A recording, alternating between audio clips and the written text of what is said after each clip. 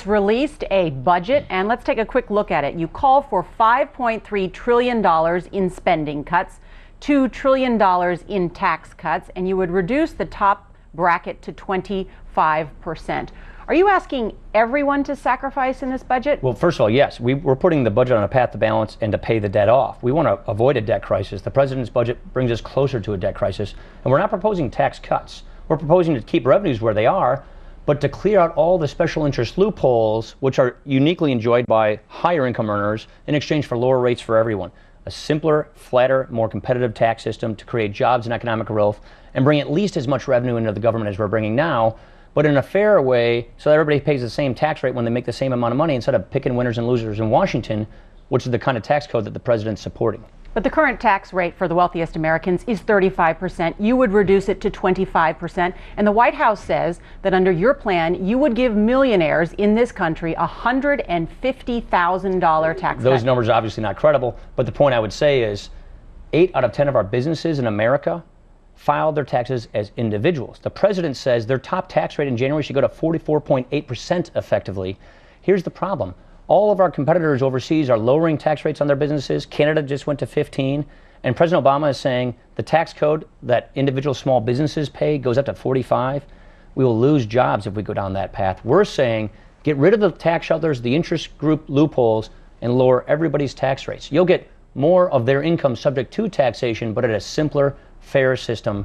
There's a bipartisan consensus that this is the best way to go for jobs and the economy. Unfortunately, the president's proposing the opposite, higher tax rates and more loopholes, and we think that's wrong. You also include changes to Medicare and cuts in Medicaid, $810 billion in cuts to Medicaid. How can you guarantee people that you're not giving tax cuts to the wealthiest and taking away aid to the poor? Because we want economic growth and job creation, and the tax code is stifling job creation.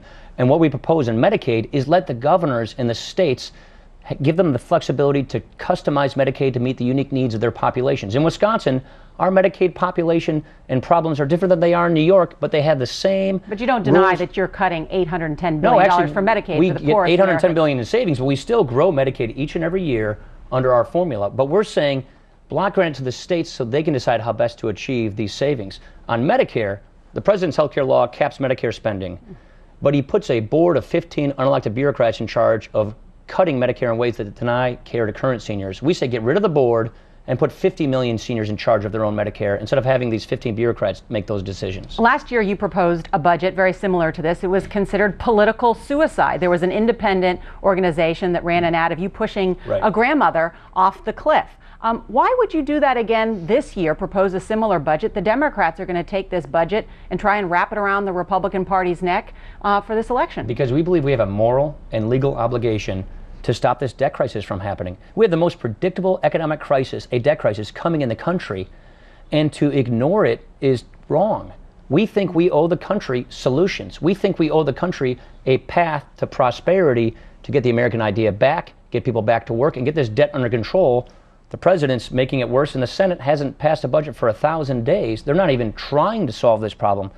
So even though we're going to get all these ads, we still think we have an obligation to put solutions on the table. Mitt Romney says he supports your plan. Are you convinced he's a fiscal conservative? Absolutely. And are you convinced if he were president that he would enact your budget? Yeah, I think I'm not expecting everybody to enact every little piece of this, but yes, he and the other candidates running for president have embraced these kinds of reforms because we know it's the best way to save and strengthen the Medicare guarantee, so if Mitt Romney became president of the United States, you're convinced he would follow through with a lot of the reductions that you make? Yes. In this plan?